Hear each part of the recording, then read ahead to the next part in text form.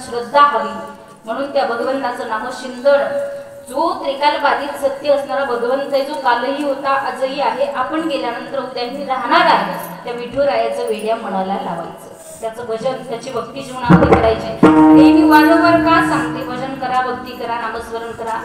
आपल्याकडे वेळ फार कमी राहिला आहे,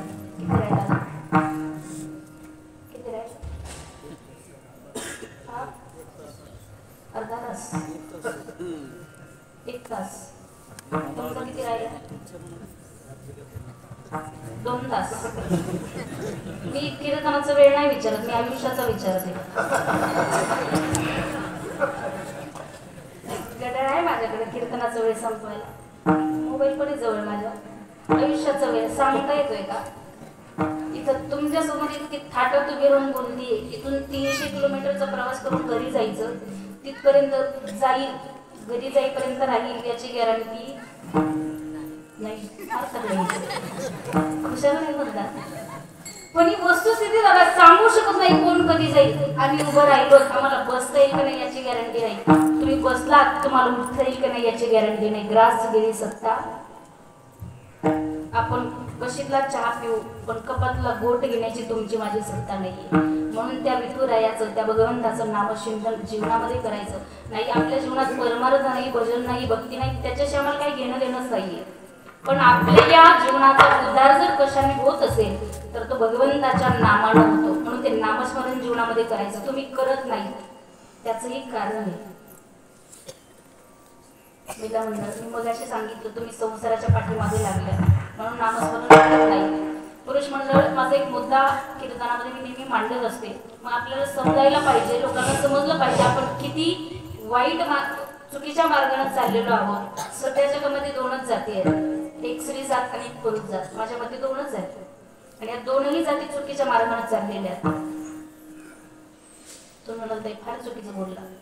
आता मी जे सांगणार आहे त्याचं फक्त तात्पर्य लक्षात यायचं। तुम्ही 2 धातूच्या पाठीमागे आहात, त्यात मी बी आहे। आपण 2 धातूच्या पाठीमागे आहोत आणि पुरुष मंडळ तुमच्या जीवनात 2 कागद आहेत। पहिला कागद पैसा, दुसरा कागद, दुसरा कागद, दुसरा कागद 7-12 म्हणजे प्रॉपर्टी। तिसरा कागद तुमच्या जीवनात नाही। काय तिसरा कागद नाही। तुम्ही या 2 कागदाच्या पाठीमागे लागला। माझं तुम्हाला सांगणं आहे दादा, पैसा कमवला पाहिजे, कारण आता सध्या जगामध्ये ज्याच्याकडे पैसा आहे लोक त्यालाच मोठं म्हणतात आणि लोक त्याच्याच पाठीमागे जातात। म्हणून पैसा कमवा। माझं तर सांगणं, तुमची मुलगी म्हणून, बहीण म्हणून, नाच म्हणून तुम्हाला मी सांगेन, माझं तर सांगणं आहे तुम्ही 40च्या अगोदर 100 कोटीचं तरी टार्गेट ठेवा, ठेवा 100चं।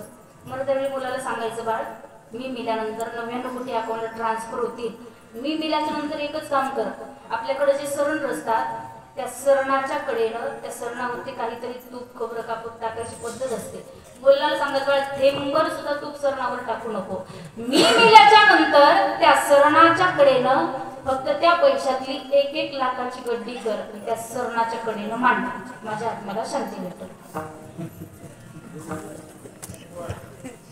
मांडते मांडते, तुमच्या गावातले मांडते, आमच्याकडचे नाही मांडत, तुमच्याकडे मांडते। हा पैसा आहे, माणूस गेल्यानंतर जो रुपये मागे फेकला जातो ते सुद्धा गोळा करते पाठीमागचे।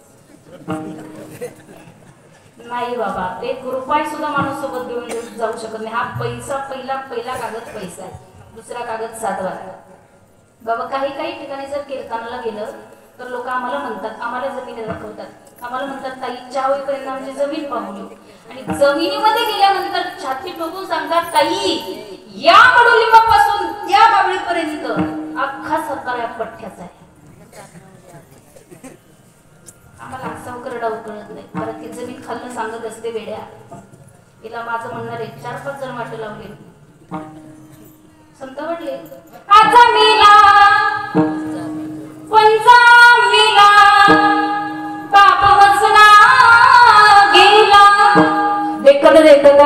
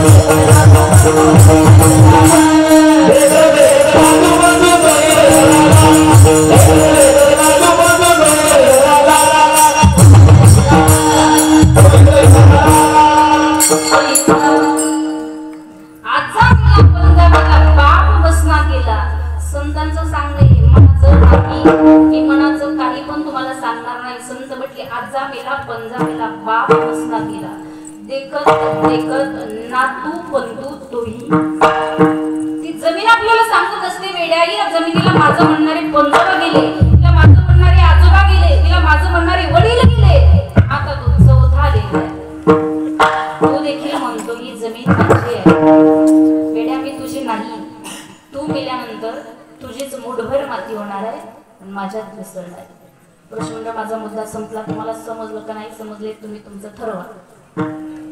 आणि समजलं आपल्याला समजलं पाहिजे. तुम्हाला समजलं का? कळालं का मी काय बोलले ते? नाही बाबा. काही काही लोक एवढी विचित्र आहेत. आम्ही पाहतो काही काही बहादर इथून कीर्तनातून उठून चालली त्यात तिथपर्यंत गेले म्हणतात मजा नाही आली तू कर. इथे येऊन पहा मग कसं येऊ. इथं कीर्तन करायला एक एक टिपण बसवता त्यांना लोक फार विचित्र. आपल्याला काय कळत नाही हे तरी कळायला हवं. आपल्याला काय कळत नाही काही काही नाही हे सुद्धा कळत नाही. ज्याला कळत नाही तर मराठी भाषा माझी फार म्हणजे व्याकरण पक्क आहे माझं. त्याच्यामुळे तुम्ही समजून घ्या मला काही म्हणायचं. माझा मुद्दा संपलेला आता तुमच्यासाठी असेल. आपण 2 धातूच्या पाठीमागे आहोत लोखंड आणि तांबं. बरोबर काय म्हणतात आपल्याला कसा सोना आणि चांदी हे प्रत्येकाचं प्रिय आहे आवडीचं आहे. आता आपण नाही घालायचं तर कोणी घालायचं. दागिने हे थोडी घालणार आपणच घालायचे ना दागिने.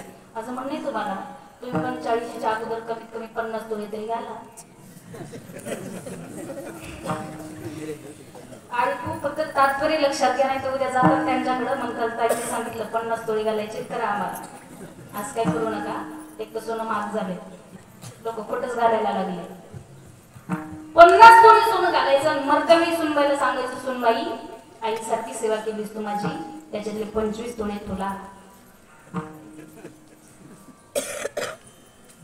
सुनेला म्हणताना नाही सेवा केली तरी म्हणा 25 तोळे तुला आणि 24 तोळे लेकीला.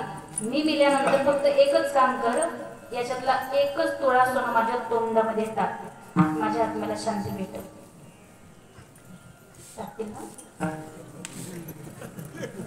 मुक्रमबा टाकतील नाही अशा कशा करून आणले. दादा बाई मिल्यानंतर बाईच्या तोंडात सोनं टाकतात. किती टाकतात तुमच्याकडे? आमच्याकडे 1 तोळा टाकतात. तुमच्याकडे किती टाकतात? किती टाकतात बाबा? पाहिलं आहेत का 5 तोळे? पाहिलं आहेत का सध्या? किती टाकतात सोनं? 1 महिना कुंज म्हणतात त्याला. एवढा एक महिना असतो. अर्धा तो फुटलेला असतो. ते म्हणतात की 50 तोळे घातलं काय सोबत येणार एवढा फुटकमणी तोंडात घालतात. त्या बायका एवढ्या विचित्र आहेत बाबा. सावडायला गेलं का तोंडाकडची बाजू सावडतात. इथल्या नाही आमच्या तिकडच्या. अजून थोडे थांबायचं का? त्या बायका काय करतात सावडायला गेलं का तोंडाकडची बाजू सावडतात. सापडला तर पण महिला मंडळ माझे संत म्हटले उसने ही नीती फेडून या. मेल्यानंतर माणसासोबत काही येणार नाही. मेल्याच्या नंतर माणसासोबत येणारा दागिना एकच आहे, गळ्यामध्ये घातलेली पवित्र तुळशीची माळ. बाकी सगळं लोक काढून घेतात. किती 50 तोळे घाला, 100 तोळे घाला, 10 तोळे घाला, 20 तोळे घाला, किती जरी घातलं तरी मर्दाने सगळं काढून घेतलं जातं.